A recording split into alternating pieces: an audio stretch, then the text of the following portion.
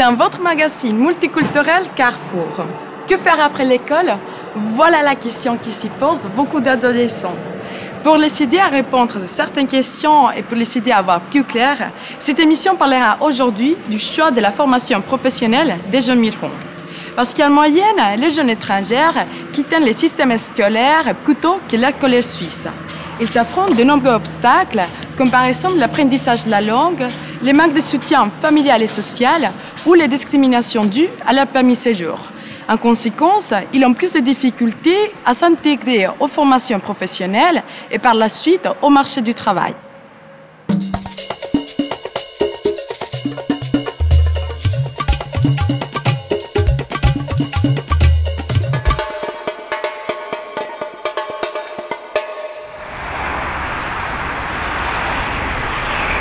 Je suis équatorien. Actuellement, je fais mes études à l'EPFL et j'ai fini mes 3 années de gymnase et j'ai commencé en 2005 l'EPFL en microtechnique et j'ai fini mon bachelor et puis me voilà dans la dernière année de master. Je finis cette année en ingénierie financière. C'est un nouveau master qui est ouvert à l'EPFL. Qui t'a motivé pour faire tes études? Où t'as trouvé le courage et puis les motivations pour continuer? Alors, en réalité, je pense que la grande motivation vient de ma mère. Ça, c'est vraiment un axe essentiel dans ma vie, dans ma formation, dans ma carrière. C'est elle qui a été dans les grands moments importants, les moments charnières, pour m'aider financièrement, ainsi qu'au niveau des conseils et au niveau de sa propre expérience. En parlant de ta mère, elle est venue en Suisse pourquoi? Elle est venue d'avant, toi? C'est un projet qu'on a entrepris les trois, ma sœur, ma mère et moi. Une longue réflexion. Donc c'était tout un projet de vie de venir en Suisse, de faire des économies. On s'est beaucoup serré la ceinture. Lorsqu'enfin elle est partie en 95 en Suisse, elle était ici immigrante, elle arrivait. Et voilà, elle était totalement à l'aventure. Elle ne connaissait pas la langue, pas le pays. Et elle était séparée pendant 3 ans. Et c'est ensuite que lorsqu'elle a rencontré un Suisse, et ils sont mariés. Et donc c'est ceci qui a permis que je puisse venir ici en Suisse. Mauricio, tu avais 15 ans quand tu es arrivé en Suisse. Oui. Raconte-nous comment est-ce qu'un gamin de 15 ans voit la Suisse. Quelles ont été tes premières impressions? Alors, en réalité, lorsque je suis arrivé en Suisse, c'est vrai qu'il y a eu un surplus de surprises. Je découvrais un nouveau pays, des nouvelles infrastructures, des écriteaux écrits dans une autre langue. Je comprenais, j'étais en train de saisir que j'allais voir quelque chose de nouveau. C'était vraiment une étape charnière, une transition dans ma vie.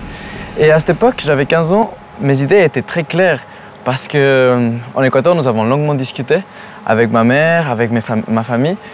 Et voilà, j'étais venu ici en Suisse pour étudier, pour vraiment sacrifier et essayer de vraiment donner quelque chose de bien de ma personne, d'apporter à ma famille, à mon pays.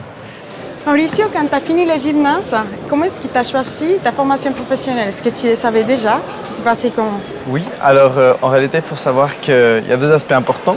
Depuis toujours, j'ai aimé les technologies et j'ai toujours été orienté vers cette voie. Donc pour ça, il n'y avait pas de problème de choisir les PFL et tout ça. Et le deuxième aspect important, c'est que lorsque j'ai mis vraiment le pied sur l'avion pour venir ici en Suisse, je savais que je voulais retourner en Équateur. Donc c'était 2 aspects à tenir compte. Donc lorsque j'ai fini le gymnase, en réalité, j'ai choisi microtechnique, car c'était un bon mariage entre électricité, mécanique, informatique et matériaux. Donc cette polyvalence, ça me plaisait beaucoup. Et ensuite, lorsque j'ai fini mon bachelor, j'ai pris mon master en ingénierie financière. Car vu que je voulais aller en Équateur, à long terme, c'est plutôt les finances que j'aurais exercé. C'est plus facile de faire ce métier là-bas en Équateur, c'est bien ça? Voilà, exactement.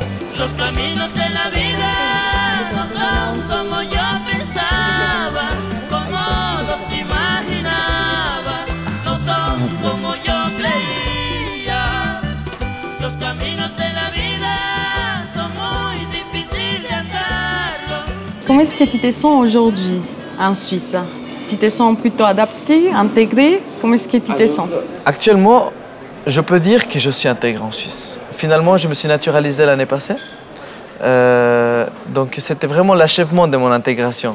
C'est-à-dire que j'ai appris la langue, j'ai appris à connaître la culture suisse ainsi que ma culture. Donc j'ai pu vraiment prendre conscience de ces différences, des différences et ces ressemblances de chaque pays. J'ai appris à connaître, j'ai eu des amis ici, un cercle d'amis, et c'est vraiment par ce mélange linguistique, culturel, par exemple mes amis, tous, il y a une passion commune, par exemple, c'est la salsa. C'est quelque chose qui m'a beaucoup aidé à intégrer ici en Suisse. C'est incroyable, mais c'est quelque chose qu'on partage tous ensemble. Et à présent, je me sens vraiment une personne qui est ouverte. Vraiment, je peux voir vraiment les horizons. Je peux mieux comprendre ma culture équatorienne. Pourquoi, quels sont les avantages et les inconvénients, ainsi que la culture suisse. Et à présent, je vois vraiment plus d'élargissement et d'ouverture. C'est comme ça que je me sens. Je me sens vraiment sur un terrain maintenant actif, car je devrais commencer à travailler l'année prochaine. Donc je me sens prêt à explorer ces nouveaux horizons qui me sont jusqu'alors inconnus. Mauricio, merci beaucoup d'être avec nous aujourd'hui. C'était un énorme plaisir. Merci. Plaisir fut pour moi. Merci beaucoup.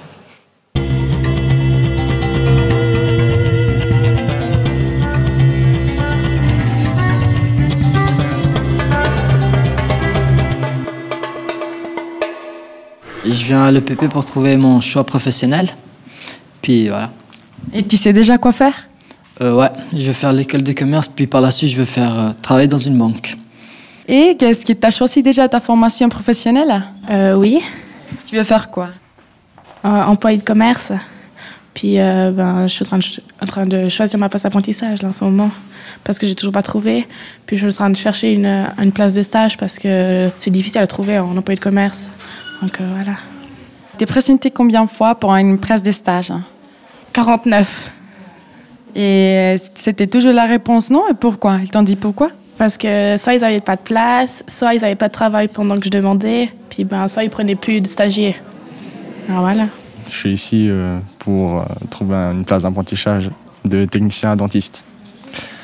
Ce qui est le métier que j'aimerais faire. C'est plutôt facile ou difficile? C'est très difficile puisqu'il n'y a pas beaucoup de places d'apprentissage. Et surtout, c'est loin la plupart du temps. Donc c'est vraiment pas facile à trouver. Je pense que beaucoup d'élèves manquent de confiance en eux parce qu'ils ont quand même eu peut-être pas mal peut-être un peu des échecs, simplement en demandant des stages ou en demandant des apprentissages. Ils ont eu beaucoup de refus, donc je pense qu'il faut essayer de leur donner confiance en eux. Et puis surtout qu'ils le méritent, quoi, parce qu'ils ont envie, ils sont motivés. Donc il faut vraiment leur donner un coup de main. Ouais. Les derniers rapports du secrétariat d'État à l'économie, le SECO, a montré que la population la plus touchée par le chômage sont les jeunes entre 15 et 24 ans. C'est pourquoi il était indispensable d'encourager les jeunes suisses et étrangères à continuer les formations post-obligatoires.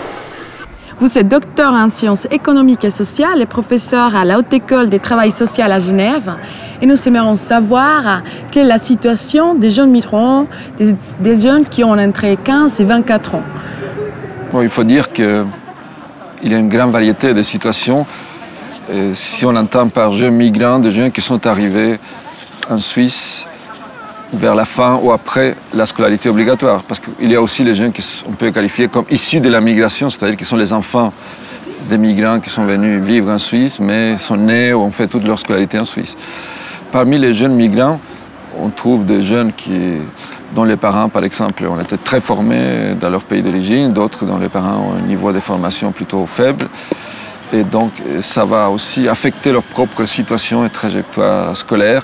Il y a aussi des jeunes migrants qui sont venus tout de suite avec un permis de séjour et d'autres qui sont arrivés ici sans permis. Donc, les situations sont variables selon à la fois les origines sociales, les origines nationales, les types de permis qu'ils peuvent avoir en Suisse. Globalement, c'est vrai que les jeunes migrants ont moins de chances de finir une formation certifiante, que ce soit professionnelle ou en maturité, que les jeunes Suisses. Par exemple, environ 70% des jeunes Suisses vont finir une formation, ou même plus, une formation professionnelle ou certifiante, alors que les jeunes migrants vont être plus nombreux à arrêter la formation ou à ne pas pouvoir commencer une formation professionnelle.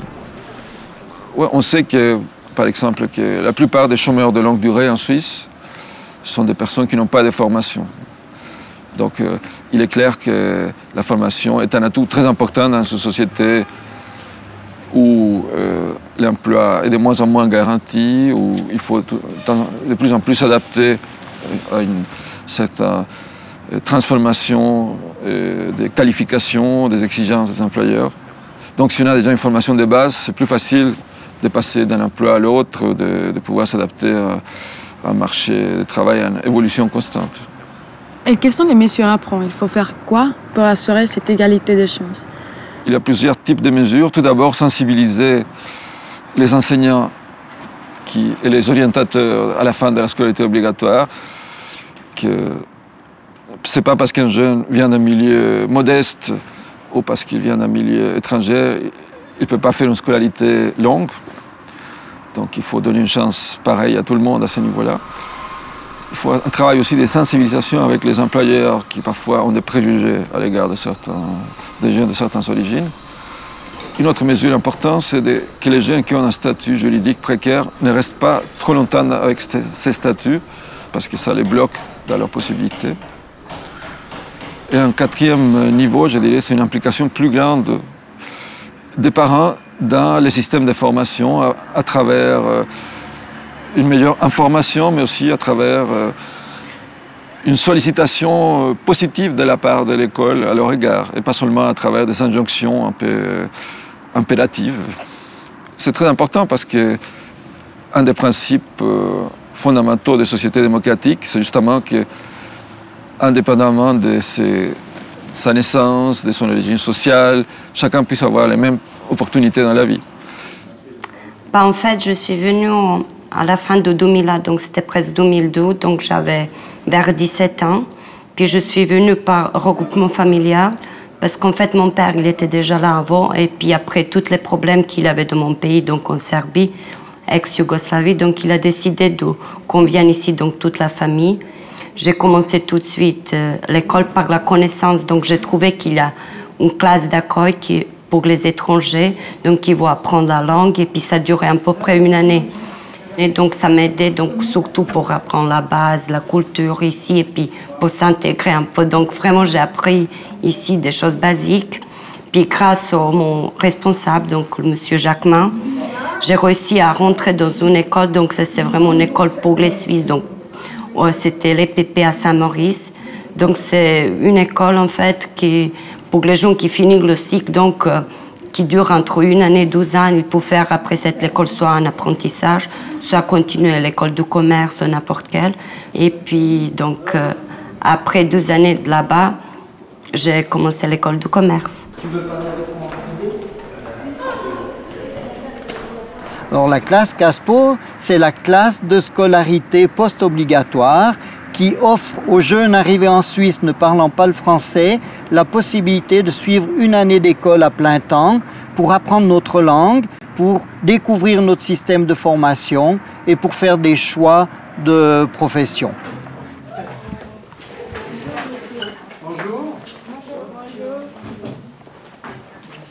C'est-à-dire que c'est une formation transitoire avant de faire les formations professionnelles? Oui, l'accès au secondaire deuxième degré en Suisse est réglementé et il est déterminé par le niveau des résultats de l'école obligatoire. Ces jeunes n'ayant pas été évalués par l'école obligatoire peuvent l'être à travers les classes CASPO et ainsi poursuivre leur formation en fonction de leurs compétences acquises dans leur langue d'origine et de la maîtrise du français pour valoriser ces compétences. Racontez-nous qui sont les jeunes qui arrivent dans ces classes CASPO. Les jeunes qui arrivent en classe CASPO ont trois origines particulières, soit les requérants d'asile, qui viennent plus spécialement des pays du monde dans lesquels il y a des tensions, les migrants d'Europe qui viennent pour travailler grâce à la libre circulation des ouvriers, les hommes et les femmes viennent avec leurs familles, et les jeunes qui accompagnent un parent qui a un mariage mixte dans notre pays et qui vient s'installer dans sa nouvelle famille. Alors, quel est le rôle de la classe CASPO quand il arrive des jeunes si des cultures si différentes? Comment est-ce que vous gérez la situation? Alors, nous sommes toujours très attentifs de mettre d'abord en évidence les points communs entre eux. Ils sont tous partis de chez eux, ils sont tous dans un nouveau pays, ils ont un vécu avant d'être arrivés chez nous. Nous sommes attentifs de valoriser cette part d'existence. Leur vie ne commence pas maintenant, leur vie a commencé dans un autre cadre. Et ces jeunes ont quand même, malgré ce qu'on peut penser, ils ne viennent pas chez nous toujours de bon cœur et de plein gré. Soit les parents ont fait une pression sur ces jeunes adolescents qui sont déracinés de leur groupe, soit ils ont quitté leur pays et leur famille parce qu'ils étaient soumis à des contraintes importantes, soit ils se retrouvent dans une nouvelle famille dont ils n'ont pas vraiment choisi le père ou la mère et ils devront s'adapter à ces situations. Au début, c'était un peu dur parce que quand même, j'ai laissé chez moi 16-17 ans, j'avais toute la famille, toutes les amies, et puis venir ici et puis tout recommencer, c'était un peu dur. Mais je peux dire que dans cette école, quand même, j'ai trouvé des amis, j'ai recommencé la vie. Donc.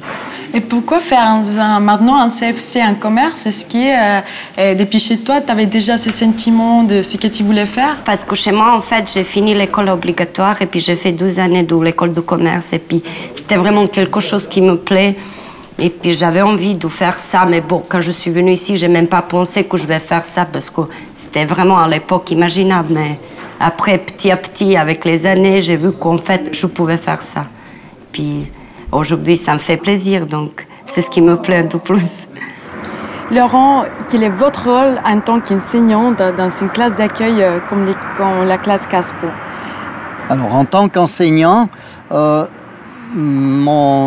ma tâche principale est de valoriser les compétences acquises par ces jeunes. Ils arrivent chez nous, ils ont un grand bagage de connaissances et de compétences. Le français doit leur permettre de valoriser ces valeurs de façon à pouvoir poursuivre chez nous dans la voie de la formation. Est-ce qu'il y a une volonté de motiver ces jeunes à faire ces études, à continuer la formation post-obligatoire? Alors, il y a des moyens mis à disposition par l'État, par le service de la formation, et il y a un très grand engagement des enseignants qui encadrent ces jeunes pour les pousser le plus loin possible dans la formation, puisqu'on a conscience que l'insertion passe par un niveau de formation professionnelle le plus élevé possible.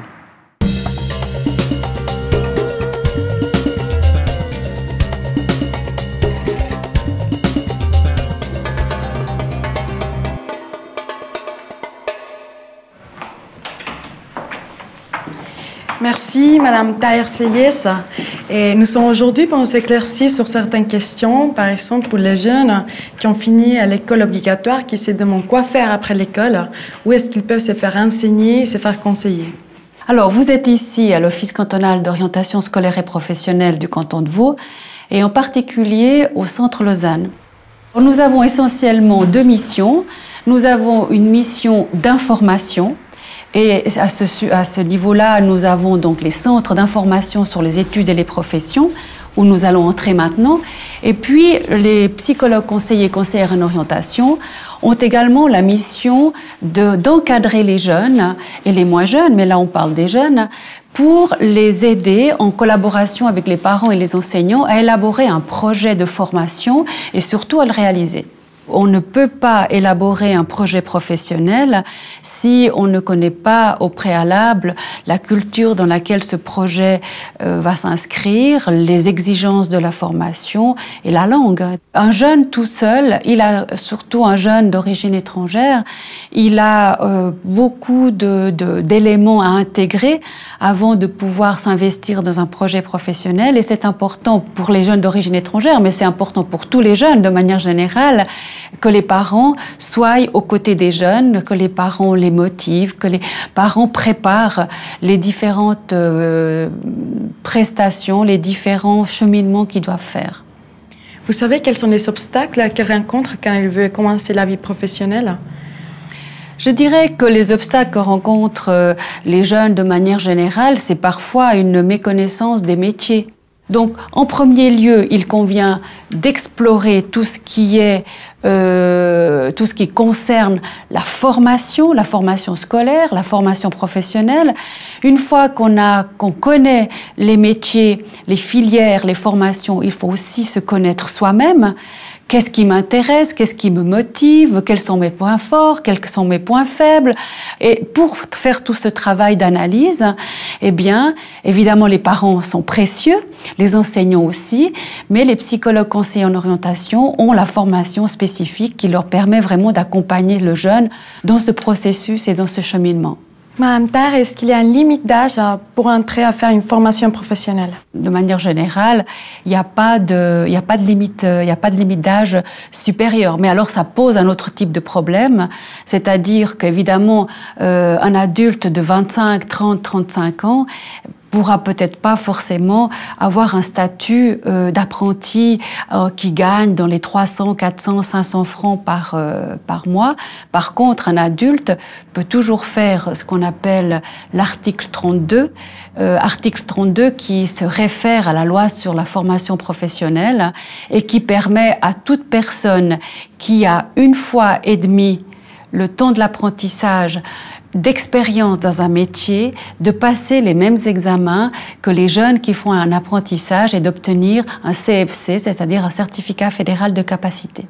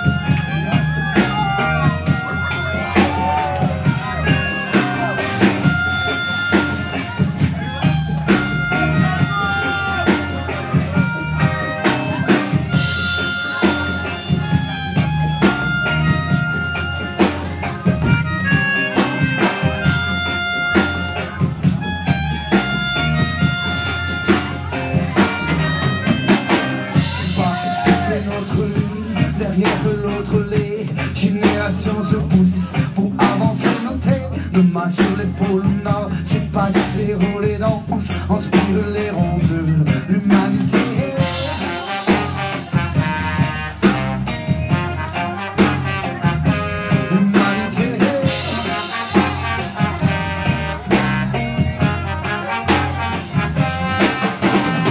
Mettre le plus de moi sous les étoiles, si bien le courant passe polarisé.